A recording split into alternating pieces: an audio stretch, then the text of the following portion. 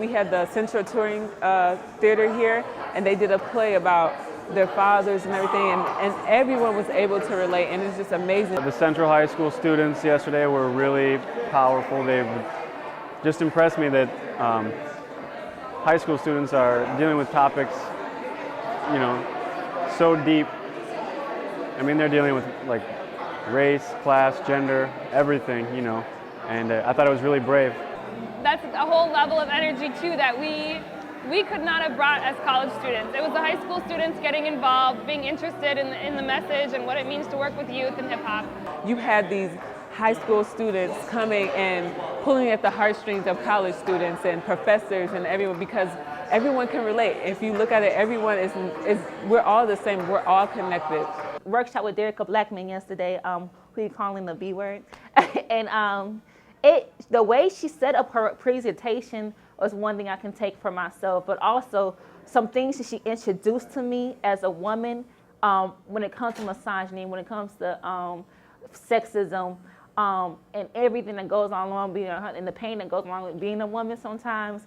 Her presentation made me really tap into that and really find tools to kind of communicate that in a positive way. It was very powerful, very intense, and I thought well put together. And she had the people line up, and the women said things that men have said to them that hurt them to the men, and the men couldn't say anything, they were just silent. And I think that was so powerful, and it just like brought so much out of me. Derek Blackman was pretty unflinching with the analysis that she was giving. Like she was just saying how things are, and she was real, and she was talking to people like we talk to each other. The most powerful moments to me have always been what happens after the panel and before the panel, and talking to the speakers.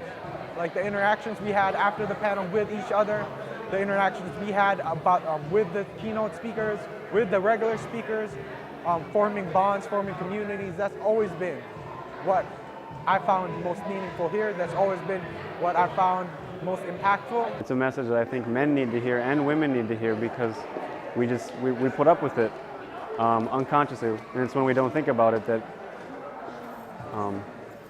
the problems happen. We need to be reflective and realize what the things we're participating in.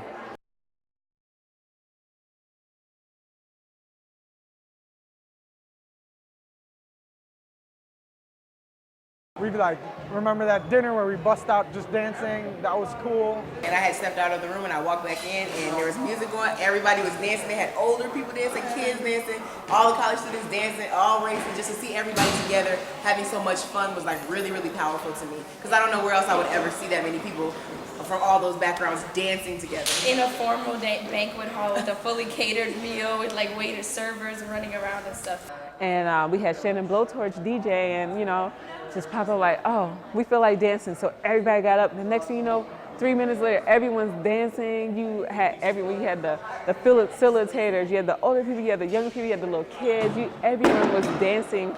Everyone was dancing together, and it was just an amazing thing. Like the room got sweaty and steamy. It's just like everyone was having so much fun. And that was an amazing moment, just because we all were relieving a lot of stress. We had been working for 12 hours. It was the first day, you know, to get that relief and be like, hey, this is actually happening. That was a great moment. I mean, I don't think they minded too much. It definitely, you could tell it was something new they're not used to experiencing. I think this conference and the people that were at this conference was refreshing to a lot of people. I think that those wait staff was refreshing. You know, the wise men, they've never had anything like this here before, and it was something new and like fresh for all of us and for the people that attended too. So that's why.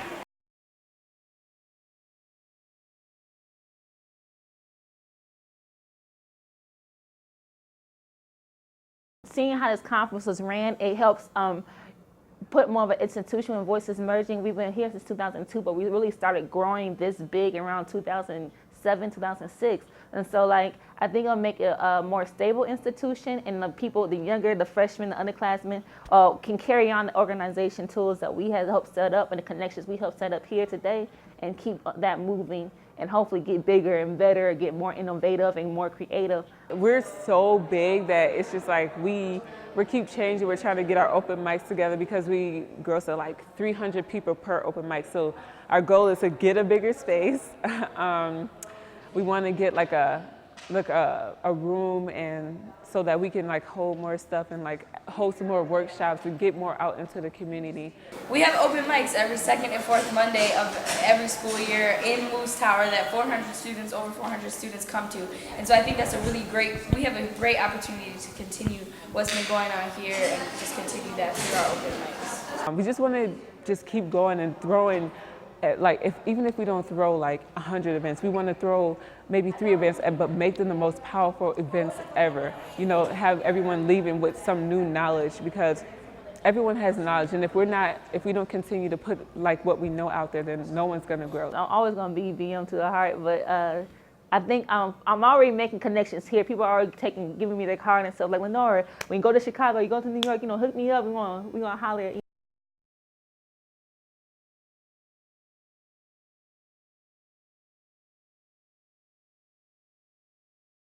We moved to a place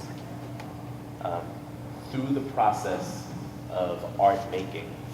We moved to a place of individual and collective transformation. I started writing political and social lyrics. No one liked that. My parents were the first people to resist the fact that I do resisting hip hop. I was resisting occupation and they were resisting me.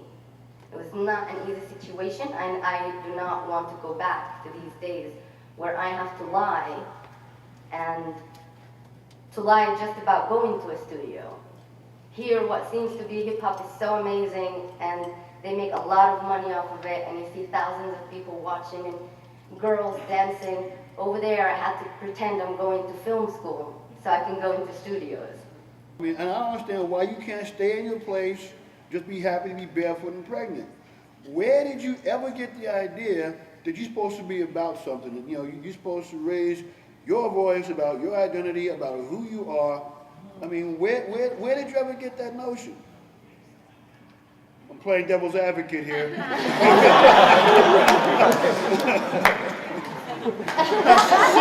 seriously, where did that spirit, you know? It was always there. You don't want to mess with me.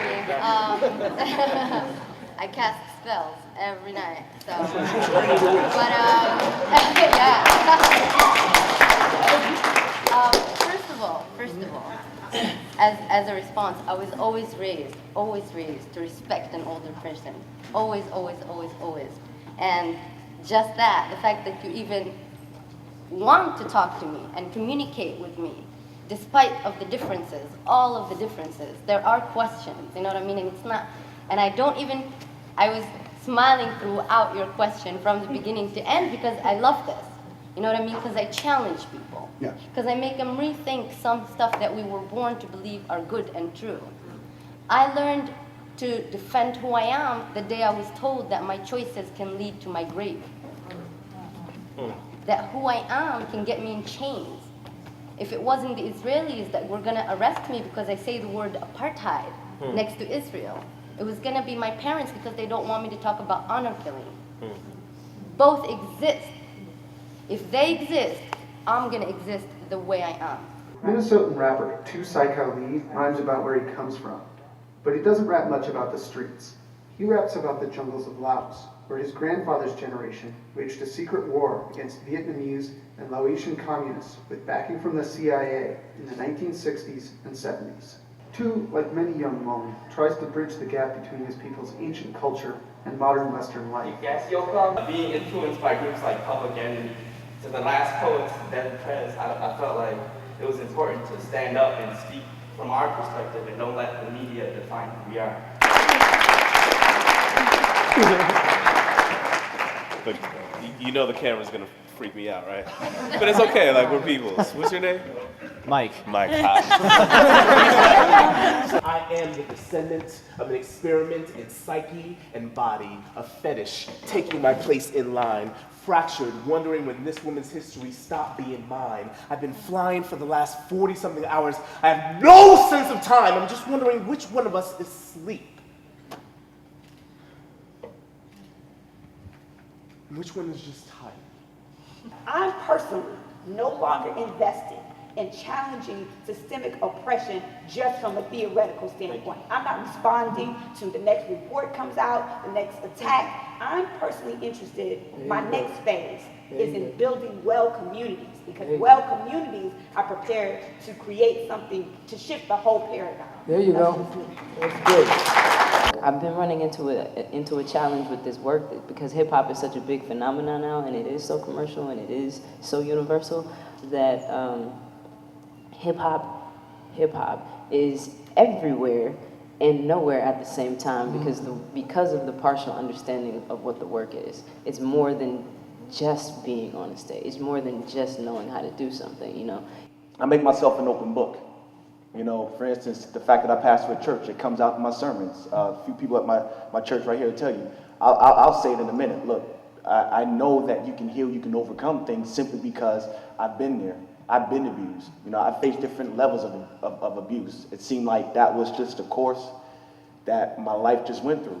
Sex, violence, drugs, these are the things that we find titillating. And so the idea of the capitalist exploitation of hip hop is to say, these will be the things that will be most titillating to people outside of this community. So you are to be the tour guide. You are to be on display. You are to be the animals in the cage that will show them the experience of a lion because they're too afraid to come to the jungle. That's what hip hop is right now.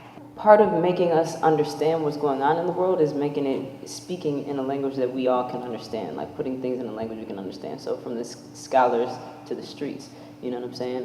From the institution to the streets, making the language universal is super important. Tokyo is like Times Square times 10. Midnight feels like 11 a.m. plugged into a socket. My hosts are all hip hop kids. They insist, tired as I am, I roll with them to the spot. I lead with my ego. I think, why not? I imagine that when I enter the club, the music will stop. The rivers will part. The reverence will begin. Behold, young Japanese motherfuckers that sweat my culture. Authenticity is in the building. Or 1975 in Queens, Tribe Called Quest, now it's Run DMC. The real hip hop is obviously oozing from all of my pores for all to see. And all ignore me. I'm the only black dude in the room, except for the ones we're all listening to. I am either so racist, or self-absorbed, or oblivious that I imagine some kind of props are due. Let's start. Head nods. Eye contact. None of that. I am invisible. Race does not matter. I'm just another guy that might be a little too old to be at the club. Young people don't want to know what you went through just to know your business. Young people want to know what you went through just so I don't feel trapped or I feel alone. Because a lot of times when I'm talking to young people, I hear young people say, man, I never heard a pastor